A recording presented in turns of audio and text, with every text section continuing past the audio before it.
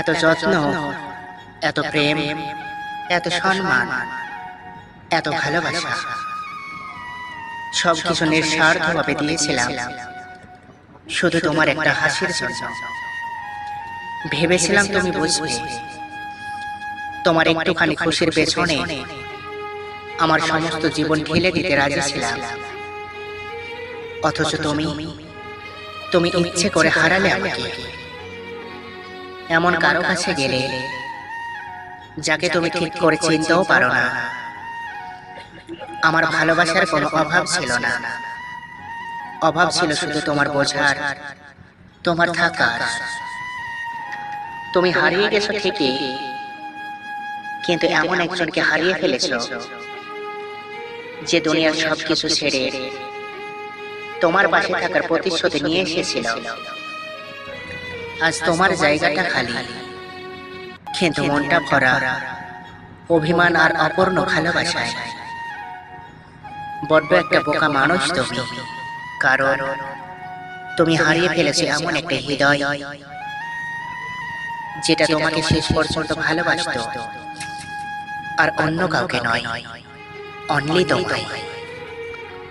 আমি তোমাকে দোষারোপ করি না, দোষারোপ করে নিজের ভাগ্যকে।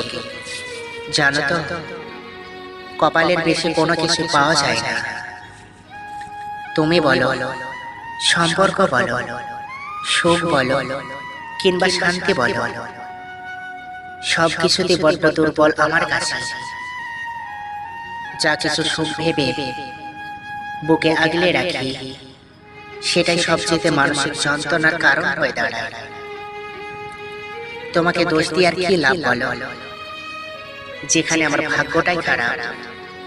আমি চাই তুমি সুখী হও, অনেক সুখী হও।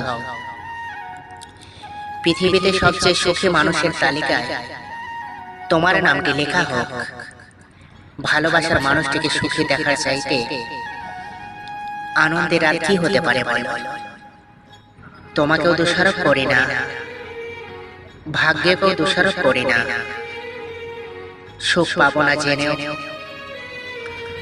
শুধু দুঃখকে আগলে রাখার স্বভাব আমার জন্মগত। আমি হলফল করতে পারি, কোনোদিনও কোনো কিছুর বিনিময়ে আমি সুখী হতে পারবো না।